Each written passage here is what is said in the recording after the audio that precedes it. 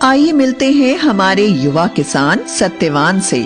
शहर से पढ़कर आया ये नौजवान वैज्ञानिक तरीकों से खेती करता है और भरपूर फसल उगाता है। मिट्टी से सोना उपजाता, सारे जग की भूख मिटाता। अब किसान हो गया ताकतवर, टेक्नोलॉजी आई है घर घर। और ये है सत्यवान का पड़ोसी किसान किशन लाल। अब तक मैं अपने बाप दादा का नाम रखने के लिए खेती करता रहा, पर अब मुश्किल बढ़ गई है। गांव वाले कुछ भी कहें, इज्जत से खाली पेट नहीं भरता। ये खेत बेचकर शहर चला जाता हूं, कोई न कोई काम मिल ही जाएगा।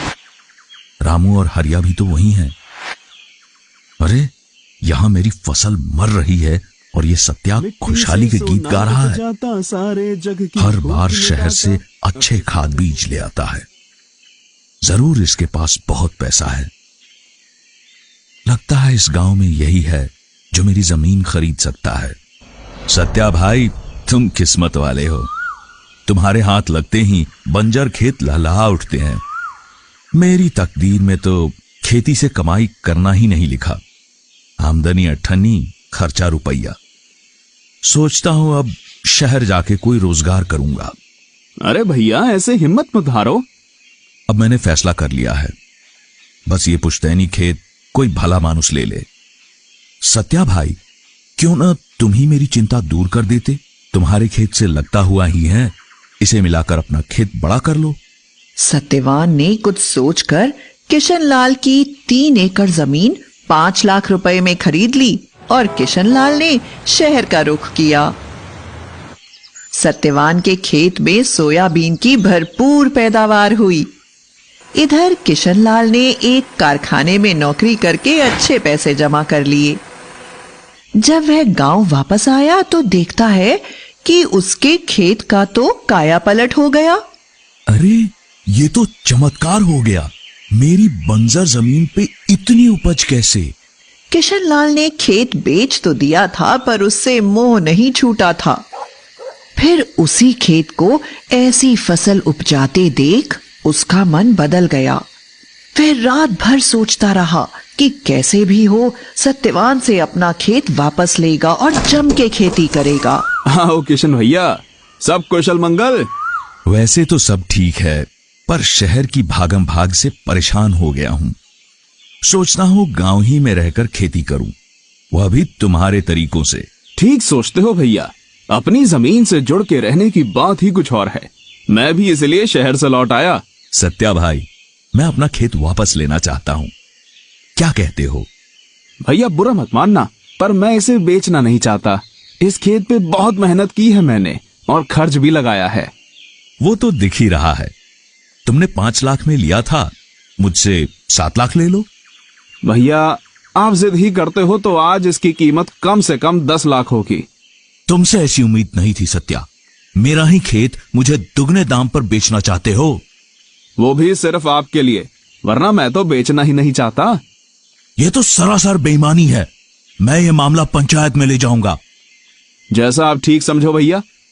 क्यों बेटा, तू किसना को उसका खेत काहे नहीं लौटा देता? दादा, मैंने इस सूखे खेत को सुधारने में बड़ी मेहनत और खर्च किया है। मैं तो बेचना नहीं चाहता था, पर किशन भैया अड़ ही रहे हैं, तो उचित कीमत तो लूंगा ना।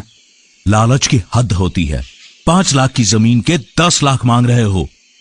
भैया जब जमीन आपके पास थी तो एकड़ की मुश्किल से 4 क्विंटल सोयाबीन होती थी, अब पूरे 9 क्विंटल उतरती है। भैया ऐसा भी हो सकता है? 9 क्विंटल ऐसा भी हो सकता है? अरे मुझे तो यकीन ही नहीं होता है। इतनी उपज तो हमने कभी ना देखी ना सुनी। ये तुमने कैसे किया? इसकी मदद से। फोन से? वो कैसे? मैंने इसमें एग्री सेंट्रल ऐप डाला। इस ऐप में बुआई से लेकर फसल बेचने तक हर कदम पर सच्ची और अच्छी जानकारी मिलती है। बस मैं एग्री सेंट्रल की सलाह अपनाता गया और पैदावार बढ़ती गई। सरपंच जी, मेरा फैसला। अरे तुम रुको भी। सत्या, ये तो पूरे गांव के लिए फायदे की चीज है, जरा खुल के बताओ। इस ऐप में है मेरे 6 सच्चे साथी। पहला है क्रॉप प्लान। ये मुझे अपनी बुआई की तारीख के हिसाब से बताता है कि खेत को कैसे तैयार करना कब कौन सी खाद डालनी है, कब कौन सा स्प्रे करना और कब सिंचाई। और हाँ, खाद, बीज, दवाई सबके लिए अच्छी गुणवत्ता वाले विकल्प भी सुझाता है। काका, साल दर साल हम एक ही तरह की फसल लगाते हैं। इससे मिट्टी की उत्पादकता कम हो जाती है और रोगों का हमला भी बढ़ता है। एग्री सेंट्रल बताता है कि फसलों का फेरबदल कैसे करें ताकि मुनाफा बढ़े, खेत उपजाऊ बने रहे। पर मैंने तो हर साल अलग फसल लगाई, महंगी खाद और दवा भी डाली, पर ऐसी फसल कभी नहीं हुई। आपको पत्तियां जली हुई दिखाई देती थी तो आप उन पर झुलसा रोग की दवा छिड़कते थे, पर असल में आपके खेत की मिट्टी में कीड़े थे जो फसल को जड़ से खा रहे थे। मुझे इसका पता चला साथी नंबर 2 से, जिसका नाम है क्रॉप केयर।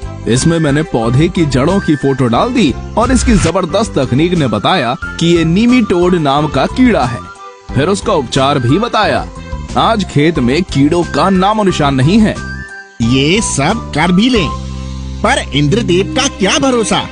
मेरी फसल अच्छी हुई थी, पर कटाई करके रखी और अगले ही दिन भारी बरसात आ गई, सारा माल खराब हो गया। इसी मर्ज की दवा है मेरा साथी नंबर 3। इसको देख लेते तो तुम्हें अगले 15 दिन के मौसम का पूर्वानुमान मिल जाता और तुम अपनी फसल बचा लेते।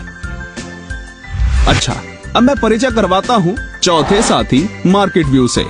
अच्छी पैदावार लेना ही काफी नहीं, उसको अच्छे भाव पर बेचना भी तो होगा। इसमें सब फसलों के देश भर के भाव और उनके उतार चढ़ाव की जानकारी मिलती है, जिससे मैं तय करता हूँ कि फसल कब और कहाँ बेचनी है। अरे वाह, मैं तो हमेशा अपना धान लाला को ही बेचता था, अब मुझे सही दाम मिलेगा। मेरा 5वां साथी बुलेटिन भी बड़े काम की चीज है। इसमें मैं कृषि जगत की खबरें पढ़ता हूँ। कौन सी नई तकनीक आ रही है, सरकार की कौन सी योजना फायदेमंद है। इसी ने मुझे बताया कि स्प्रिंकलर सेट पर 80% अनुदान है। छठा और सबसे अनोखा साथी है फार्म वॉइस। आप सबने फेसबुक तो देखा ही होगा। समझो ये किसानों का अपना फेसबुक है। इससे मैं दूर दराज के किसानों से जुड़ता हूँ, अपनी समस्याएं साझा करता हूँ और हो सके तो दूसरों का समाधान भी करता हूँ। एग्री सेंट्रल के वैज्ञानिक भी अपनी सलाह देते हैं। ये सब तो अंग्रेजी में होगा, वो हमें कहाँ आती है। नहीं जतिन दादा, ये ऐप हिंदी में भी है। आप अपनी भाषा में पढ़ सकते हो और लिख भी सकते हो। जब ये ऐप इतना सब कुछ देता है तो इसकी कुछ फीस भी तो होगी। नहीं रमेश, ये बिल्कुल मुफ्त है। लाओ, अभी तुम्हारे फोन में डाल देता हूँ। भाई, तुमने वाकई में कमाल कर दिया। ये खेत तुम ही रखो और दिन दूनी रात चौगनी तरक्की करो। तुमने मुझे एग्री सेंट्रल दे दिया, यही मेरे लिए काफी है। मेरे भाई की जमीन परती पड़ी है, उसकी साझेदारी में खेती करूंगा और तुम्हारी तरह खुशहाल किसान बन जाऊंगा। स्मार्ट किसान भैया। लो जी, इन्होंने तो अपना झगड़ा सलटा लिया और गांव वालों को एक खजाने की चाबी भी दे दी।